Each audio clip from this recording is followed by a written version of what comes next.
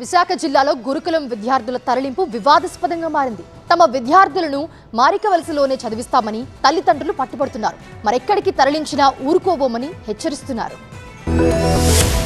Paderu ITDA దగ్గర ఉద్రిక్త పరిస్థితులు నెలకొన్నాయి. మారికవలస గురుకుల పాఠశాల విద్యార్థులు మెరుపు ధర్నాకు దిగారు. విద్యార్థుల తల్లిదండ్రులు సైతం నిరసనలో పాల్గొన్నారు. విశాఖ నుంచి విద్యార్థులను బస్సులో తరలిస్తుండగా మార్గ మధ్యలో దిగి ఐటీడీఏకి ర్యాలీగా చేరుకున్నారు. ఐటీడీఏ లోపలికి చొచ్చుకెళ్లేందుకు ప్రయత్నించడంతో పోలీసులు, గిరిజన సంఘాల నేతల మధ్య తోపులాట జరిగింది.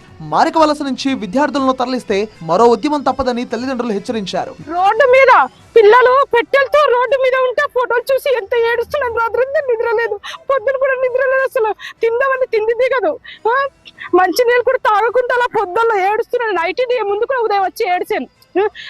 చంటి పిల్లలు కదండి, కొంచెం జాలి చూపెట్టాలి కదా.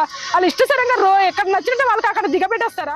విద్యార్థుల పట్ల ప్రభుత్వం కర్కశంగా వ్యవహరిస్తోందని విమర్శించారు గిరిజన సంఘాల నేతలు. ఖచ్చితంగా ఈ రాష్ట్ర ప్రభుత్వం దయచేసి అర్థం చేసుకోవాలి. వీరు గిరిజన విద్యార్థులు, పేద విద్యార్థులం. ఈరోజు ఏదో మంచి చదువులు చదవాలని చెప్పేసి విశాఖపట్నం సిటీలో చదువుతూ ఉన్నటువంటి విద్యార్థుల్ని ఈరోజు గెంటి వేసి అడవిలో పంపించడం ఇది చాలా దుర్మార్గం.